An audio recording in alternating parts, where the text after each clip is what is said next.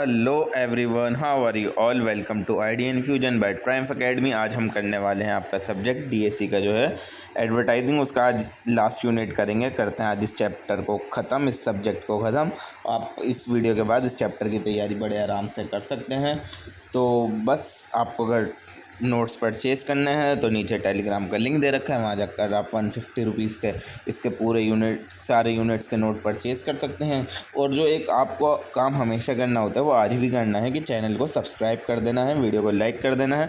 करते हैं आज की वीडियो को स्टार्ट। इसका नंबर है यूनिट नंबर 5 और नाम है इस चैप्टर का, यूनिट का, ऑर्गेनाइजेशनल अरेंजमेंट। सबसे पहले इसके अंदर आता है advertising agency topic.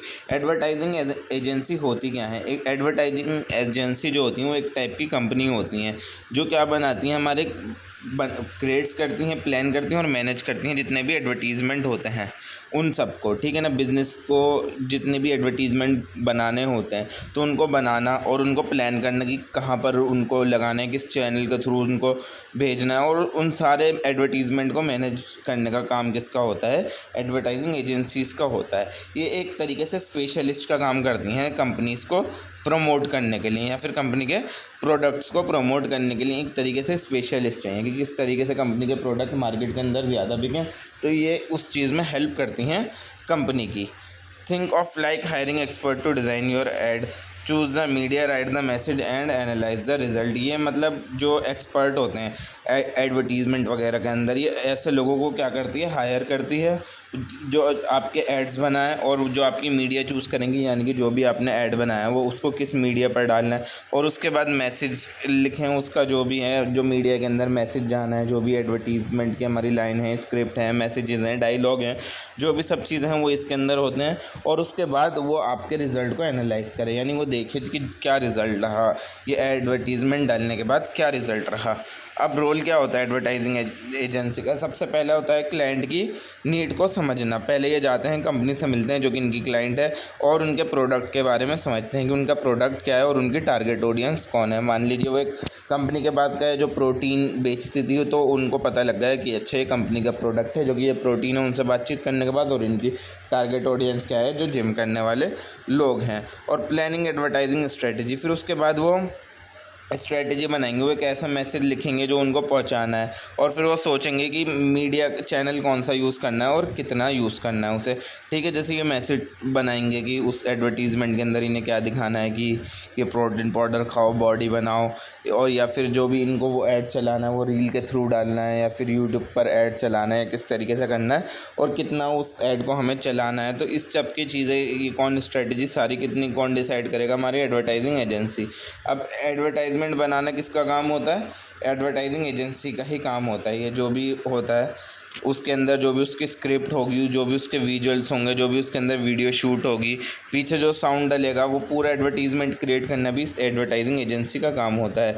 Media selection and buying, ये ठीक मीडिया चुनती है, उनके हिसाब से नीड देखती है कि ये जो कंपनी का प्रोडक्ट है ये किस मीडिया के थ्रू ज़्यादा बिक सकता है। टीवी के थ्रू ज़्यादा बिक सकता है या प्रिंट मीडिया के थ्रू या फिर सोशल मीडिया के थ्रू ये प्रोडक्ट ज़्यादा बिक सकता है। तो ये उस मीडिया को चूज़ करेंगे और उस ऐड को वहाँ पर चलाएंगे और उसको बार बार मॉनिटर करेंगे और इवेल्युएट करेंगे। ये चीज़ देखेंगे कि हमारा जो ऐड है वो किस तरीके से चल रहा है, और अगर वो ठीक नहीं चल रहा तो उसके अंदर जो भी चेंजेस हैं वो सब करना वो इन्हीं का काम है। फिर मार्केट रिसर्च करेंगे, study audience behaviour and competitor ads, यानी कि ये सब चीज़ें देखना कि जो कॉम्पिटिटर हैं हमारे प्रोडक्ट में, जो दूसरी कंपनी वाले हैं जो प्रोटीन बना रहे हैं, उनके ऐड के अंदर ऐसा क्या खास है, वो कुछ ज़्यादा तगड़े लोग दिखाना है अपने ऐड के अंदर, या फिर कोई हीरो को ले आए, या फिर एक्शन सीन दिखाना है अपना प्रोटीन के ऐड के अंदर। तो हमारे और कॉम्पिटिटर के ऐड के अंदर क्या फ़र्क है कि हमारा ऐड उनके सामने नहीं टिक पा रहा है, चल नहीं पा रहा। तो और ये लास्ट क्या करते हैं?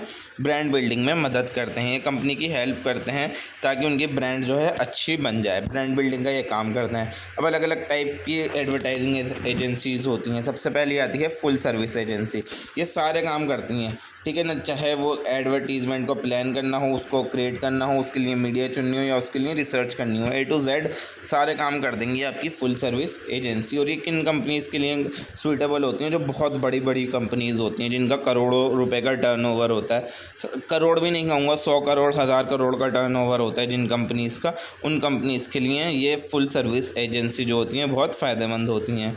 और दूसरी होती है क्रिएटिव बुटीक। क्रिएटिव बुटीक क्या होती है? क्रिएटिव कंटेंट बनाने के लिए फेमस होते हैं, यानी कि इनकी कोई राइटिंग जो होती है, इनकी स्क्रिप्ट जो होती है वो सबसे अलग होती है, और जो वीडियो के अंदर डिज़ाइनिंग वगैरह हुई हुई होती है, एडवर्टीज़मेंट के अंदर जो डिज़ाइनिंग वगैरह हुई हुई होती है, बहुत ज़्यादा क्रिएटिव होती है।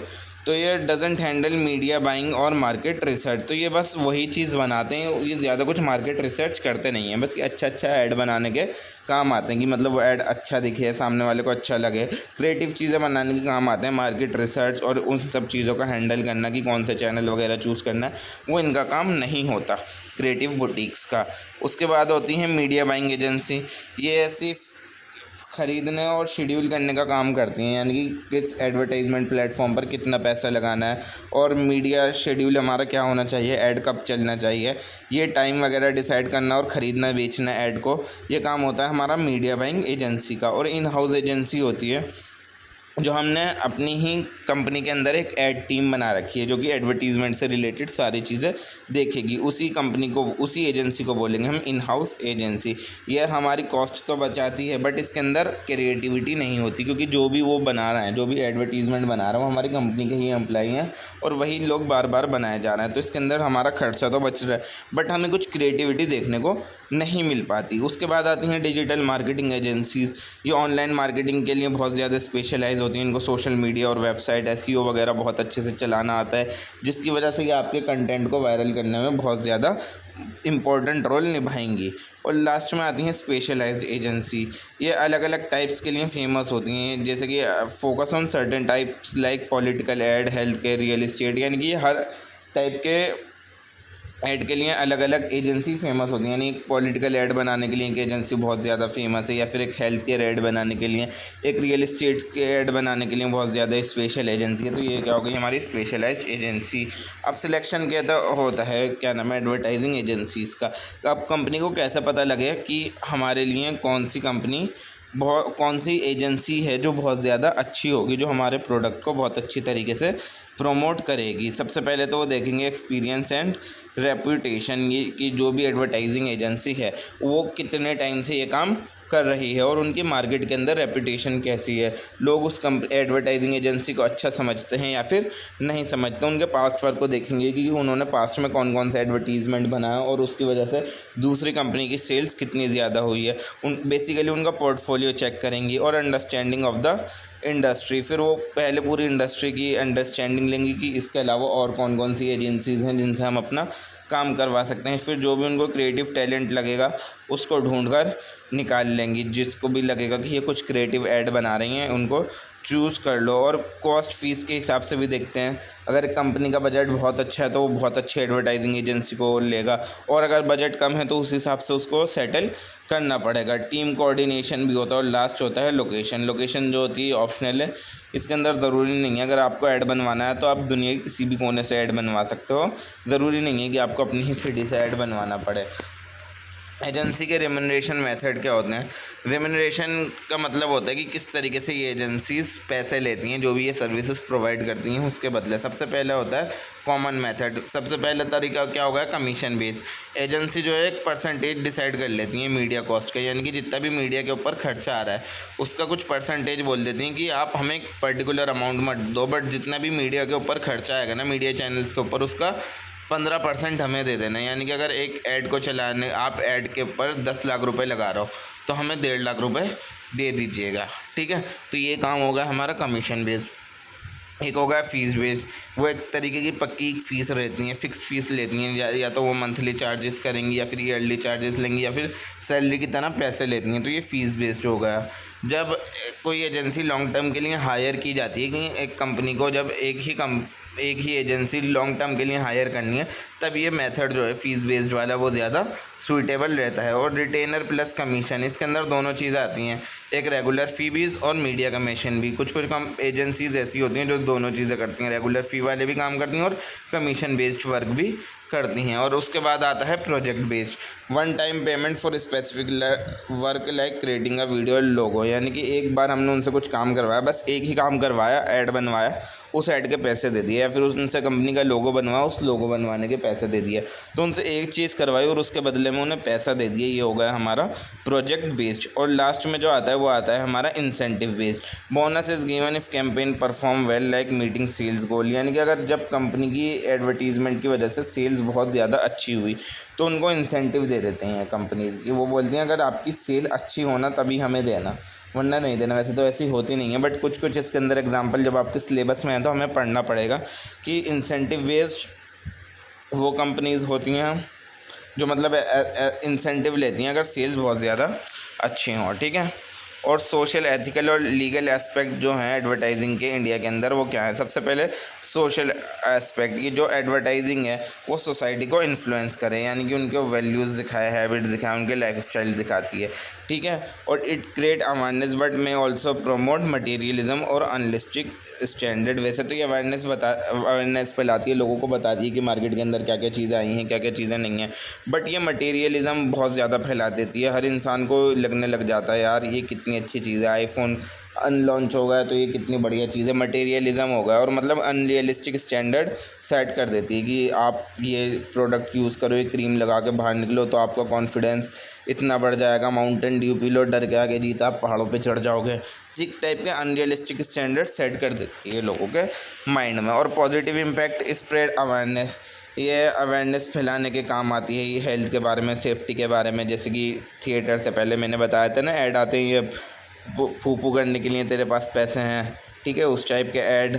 ये क्या होता है, इस अवेयरनेस फैलाने के लिए ऐड होते हैं। और प्रमोट सोशल कॉज, जैसे स्वच्छ भारत वगैरह का ऐड आ गया। अब ये सब चीज़ें जो आपको थिएटर में दिखती हैं वो सारे सोशल कॉज वाले ऐड होते हैं, ठीक है। तो ये इसका पॉजिटिव इम्पैक्ट है कि ये एक तरीके से पॉजिटिविटी फैला रहा है हमारी सोसाइटी के अंदर, लोगों को जागरूक कर रहा है अलग अलग प्रॉब्लम्स के बारे में, ठीक है।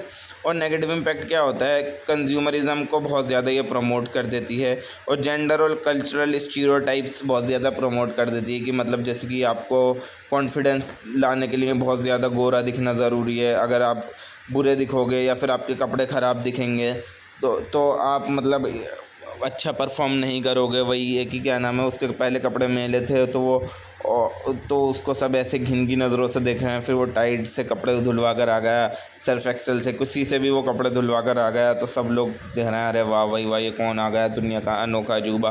तो इस टाइप के स्टीरियोटाइप्स वगैरह, जेंडर के, कल्चर के स्टीरियोटाइप्स क्रिएट हो जाते हैं। Target children with misleading ads, अब जब यही चीज़ें बच्चे देखेंगे तो उनके माइंड में जो है ना मिसलीडिंग चीज़ें बैठती हैं। तो अगर वो देखेंगे कि टीवी में कुछ चॉकलेट का ऐड आ रहा है, वो खाकर बच्चा कुछ ख़तरनाक चीज़ें कर रहा है, कूद रहा है, भाग रहा है, बहुत तेज़ साइकिल चला रहा है, जैसे कि कॉम्प्लेन का आता था कि हाइट बढ़ रही है बंदे की, तो उनके दिमाग में वही चीज़ें बैठ जाती हैं कि अगर मैं अभी ले आऊँगा तो अभी मैं 3 फीट का हूँ, मैं अभी 6 फीट का हो जाऊँगा। तो ऐसी चीज़ें बच्चों के दिमाग में बहुत ज़्यादा जल्दी बैठ जाती हैं। तो ये थे नेगेटिव इम्पैक्ट। और एथिकल एस्पेक्ट क्या आता है, एथिकल एडवर्टाइजिंग के अंदर क्या होता है, ऑनेस्ट चीज़ें बताना, डिसेंट चीज़ें बताना और रिस्पेक्टफुल चीज़ें बताना।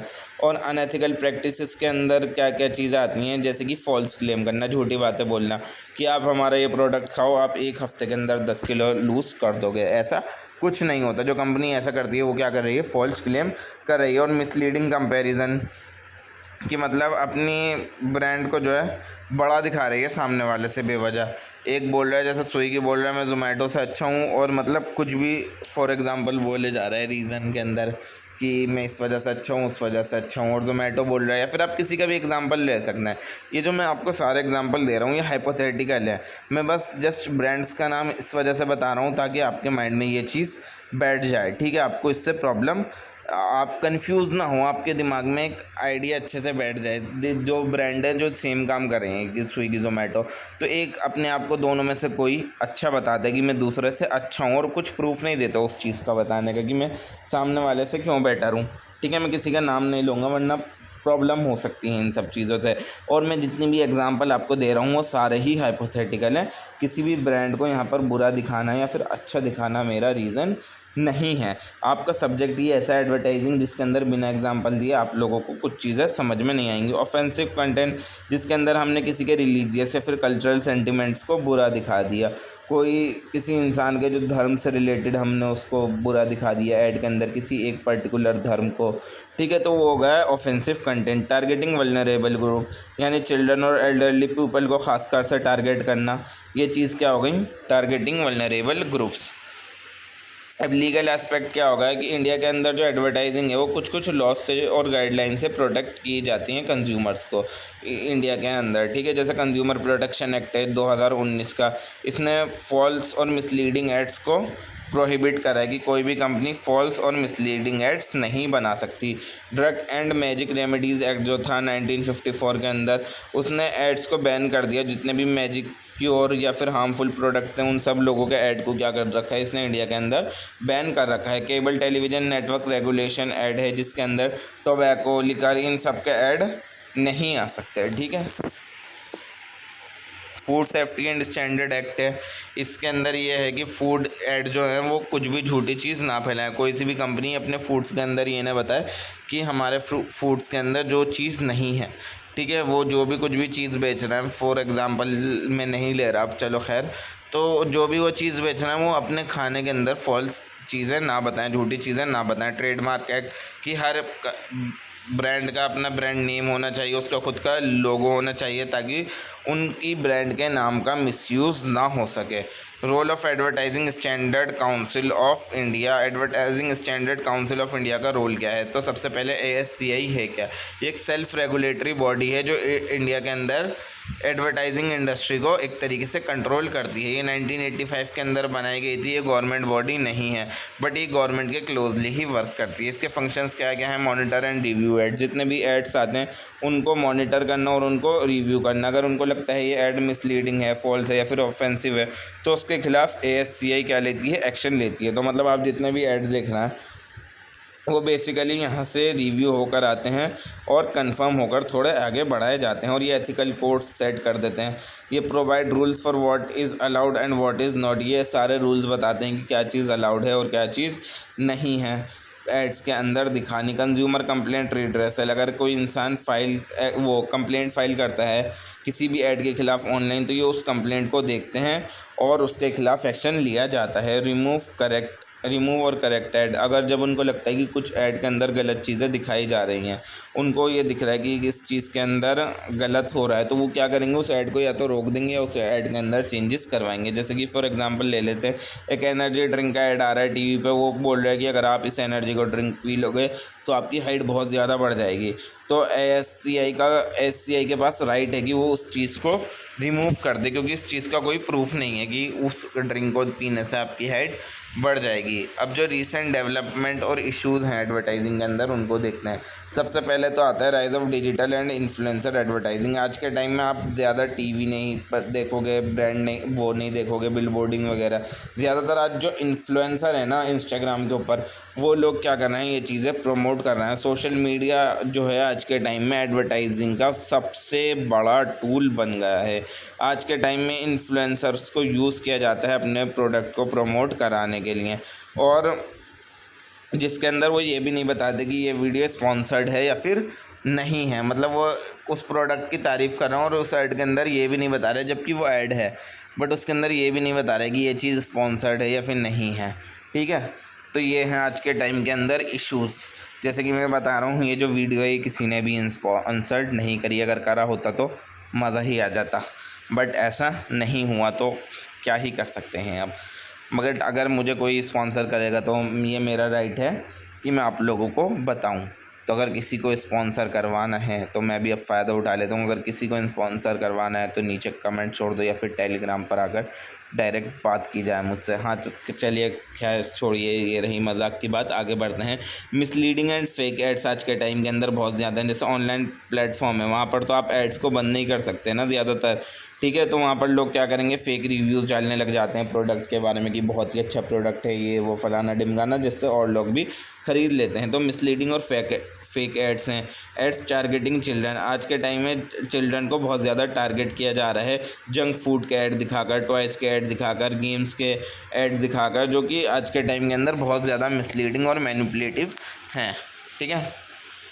सरोगेट एडवर्टाइजिंग की जा रही है, यानी कि ब्रांड्स ऑफ अल्कोहल और tobacco promote other product like soda और music to indirectly promote band item. यानी कि जो टोबैको की या फिर अल्कोहल की कंपनीज़ हैं, उनकी ब्रांड हैं, तो उन्होंने और चीज़ें भी लॉन्च कर रखी होती हैं। अब ज़रूरी थोड़ी है कि अगर वो टोबैको की ब्रांड है तो सिर्फ वो टोबैको के अंदर ही डील कर रही है। उसने डाइवर्सिफिकेशन भी कर रहा होगा, हो सकता है वो सोडा भी बेच रही हो या फिर कुछ और भी चीज़ बेच रही हो, तो वो अपने दूसरे प्रोडक्ट का एडवर्टीज़मेंट कर डायरेक्टली अपने जो बैंड प्रोडक्ट हैं, ठीक है ना, जिनका एडवर्टीज़मेंट बैंड है, उनको कर देती है। बट अगर आज के टाइम में हम देखें तो पान मसाले के नाम से जो प्रमोट किया जा रहा है वो गुटखे ही प्रमोट किए जा रहे हैं और कुछ चीज़ें प्रमोट नहीं की जा रही।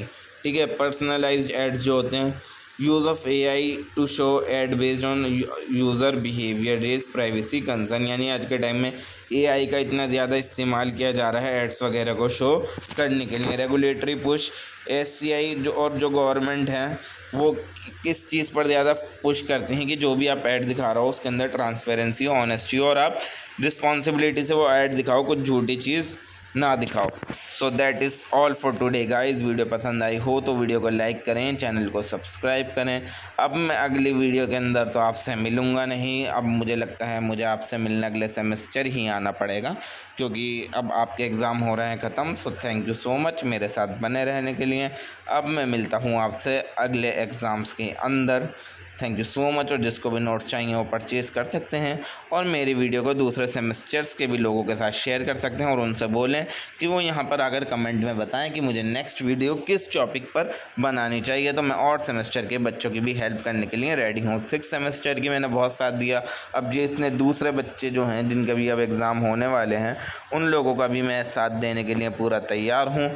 तो मिलते हैं अब आप लोगों को अगले सेम के अंदर। और अगर आप लोगों को भी फ़िलहाल किसी दूसरे सब्जेक्ट्स की वीडियो चाहिए तो आप नीचे कमेंट करके बताओ, मैं आपको उन सब्जेक्ट की वीडियोज़ एंड नोट्स रेडी करके प्रोवाइड कर दूंगा। Thank you so much for watching.